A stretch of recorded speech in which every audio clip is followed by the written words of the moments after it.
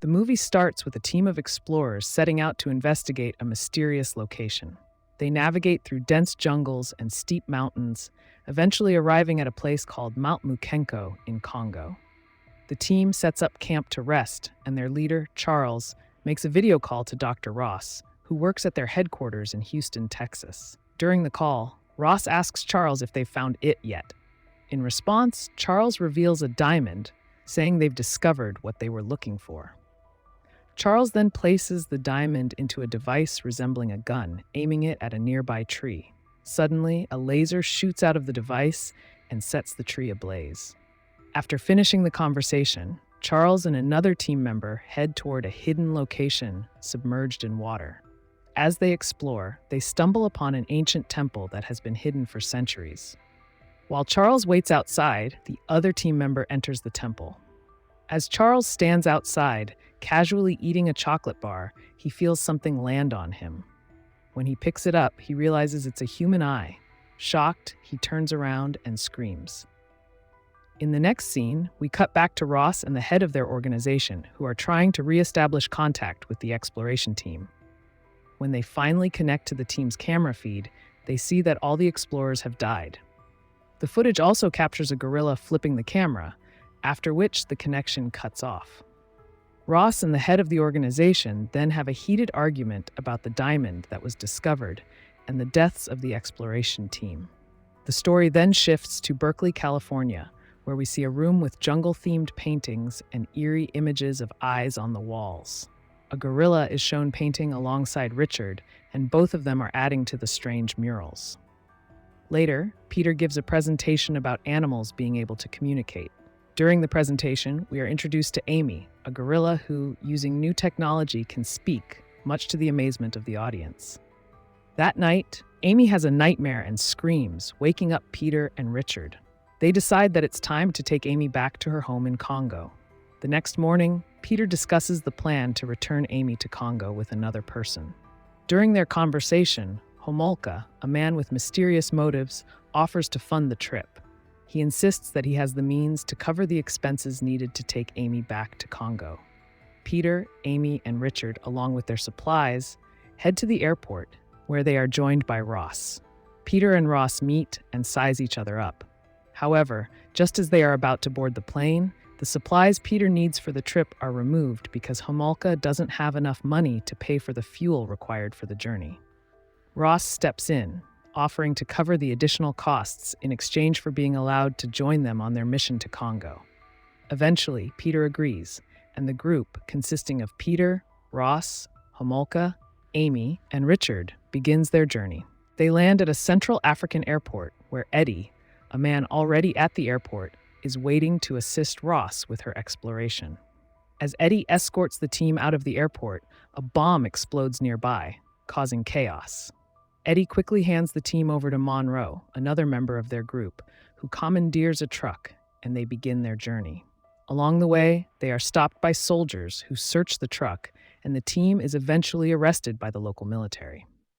After Peter and the others are taken into custody by the army, they're informed that the borders to Congo have been closed due to a rebellion. The scene shifts to Ross, Homolka, and Monroe as they are escorted to meet Captain Wanta. During their meeting, Ross offers the captain money to release the rest of the team and allow them to cross the border. Monroe then adds that they'll also need the truck they arrived in and 10 more men to accompany them. Captain Wanta accepts the offer in exchange for the money, and soon, Ross secures the release of Peter and Richard, and they prepare to head toward their destination. The group arrives at a location where Monroe informs them that a plane is ready to take them into Congo. As they load their supplies onto the aircraft, Monroe asks Homolka if he's searching for King Solomon's city. Homolka admits that years ago, he had embarked on an unsuccessful expedition for it. Just as the conversation ends, Eddie, who had been inside the plane, emerges and provides an answer to Peter's earlier question. With everything set, the group begins their journey. As the plane takes off, Peter asks Monroe how they'll get across the closed borders, and Monroe simply replies, "Luck." The group sings and packs their gear as they fly, but suddenly rebels begin firing at the aircraft. The The team panics, and Ross and Monroe respond by shooting back as the door of the plane is opened. In a tense moment, they manage to parachute their supplies out of the plane and jump to safety themselves. Monroe takes Amy with him as they descend, and the group lands safely on the ground. Shortly after, the plane is hit by a rebel attack and is completely destroyed. From there, the group sets off toward their destination, guided by Ross's GPS. As night falls, they set up camp, and Ross makes a video call to his company's headquarters. During the conversation, the company head reveals that the photographs taken during the earlier attack show the presence of a new species of gorilla. He also warns that the ground temperature in the area is rising, which could lead to a volcanic eruption. Just as this is revealed, Amy, who had been playing nearby, accidentally knocks into the communication equipment, destroying it and cutting off the call. As the team sleeps that night, Ross and Peter are awakened by strange animal sounds. They ask Monroe what kind of animals could be making such noises, and Monroe responds that it's likely monkeys. The next morning, the group resumes their journey despite heavy rain. They struggle to find shelter and once again set up camp for the night. In the morning, Peter wakes up to find Amy eating a banana, only to realize that some creature has latched onto his body. He runs to Monroe, who hands him a cigarette to burn the creature off. As Peter is dealing with the situation, they notice a group of tribal people watching them. They communicate with the tribe and learn that there is a sign near a body. The tribe leads them to the spot, and Ross discovers that the body belongs to a member of the previous expedition sent by his company.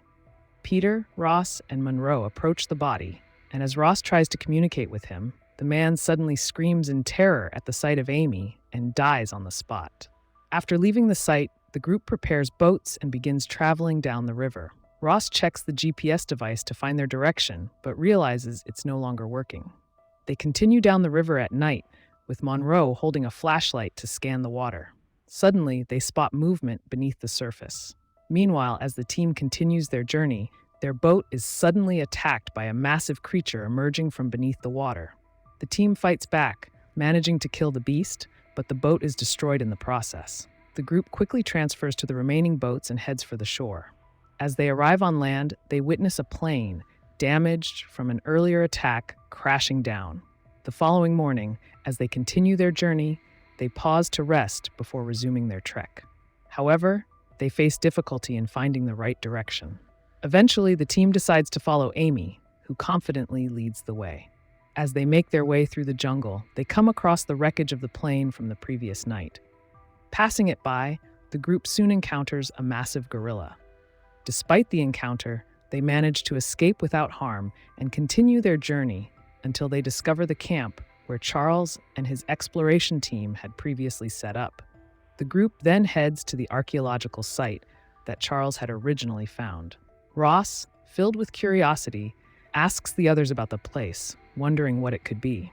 Homolka removes a ring he's wearing and reveals that the site is, in fact, the ancient city of Solomon, the city of Zinj. Amazed, the group ventures deeper into the city. One of the team members stumbles upon a chocolate wrapper, hinting that this is where Charles had once eaten chocolate, as we saw earlier. Ross, Peter, Homolka, Monroe, and another member of the team continue exploring inside the city, while Amy, Richard, and two others remain outside. Inside, they examine the strange inscriptions on the walls as they proceed. Suddenly, Richard comes running toward them, bleeding and shouting for help. He's being chased by a massive gorilla holding the severed head of another man. As the gorilla attacks, the team fires their weapons, forcing the beast to flee. When the group returns outside, they are met with a shocking sight. All of the team members who stayed behind have been killed. Night falls, and the group sets up camp using motion sensors and weapons to protect themselves. As they try to rest, they are startled when one of the guns goes off. They quickly realize that a group of deadly gorillas is preparing to attack them. A fierce battle ensues, and though they manage to repel the gorillas, it's clear that the threat isn't over. The next morning, Peter wakes up and asks Monroe where Amy is. Monroe informs him that both Amy and Homolka are missing. The group sets out to search for them inside the city. Before they leave, Ross hands Peter a gun for protection. As they continue exploring, the ground suddenly gives way beneath them, and they fall into a hidden chamber. There, they reunite with Homolka. As they venture further, they come across a strange chamber where they finally discover the diamonds of the city of Zinj. However, at that moment, a large group of guerrillas attacks the team. Despite their best efforts, the relentless attacks continue, and in the chaos, most of the group is killed. Only Peter, Ross, and Monroe survive. The remaining trio retreats into another cave, where Monroe guards the entrance while Peter and Ross search for a way out. As they move deeper into the cave, they find the lifeless body of Charles. Ross quickly retrieves a laser gun from beside Charles and prepares it. Meanwhile, Peter, who has been fending off the guerrillas with his gun, runs out of ammunition. Just as the guerrillas prepare to attack him, Amy arrives and rescues Peter. Ross, now armed with the laser gun, steps in and uses it to drive away the remaining guerrillas. As they make their escape, the nearby volcano becomes active, spewing lava down the mountainside. Peter, Amy, Monroe, and Ross race to escape the destruction, but the collapsing ground separates Peter and Amy from the others. Thinking quickly, Ross uses the laser gun to cut down a tree, which falls across the gap, allowing Peter and Amy to rejoin the group. Together, they make their way out as the ancient city of Zinj is consumed by the flowing lava. Eventually, the survivors reach the wrecked plane and use its communication equipment to contact Ross's company. In a dramatic turn of events, Ross uses the laser gun to destroy a company satellite, having discovered some nefarious plans. In the end, Amy says her goodbyes to Peter and reunites with her family.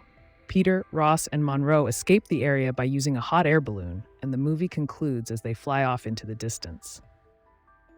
Did you enjoy this movie? Stay tuned for more recaps and special features with Cinema Recap. Share your thoughts and questions in the comments below, and don't forget to subscribe and click the bell icon for more videos. See you soon. Goodbye.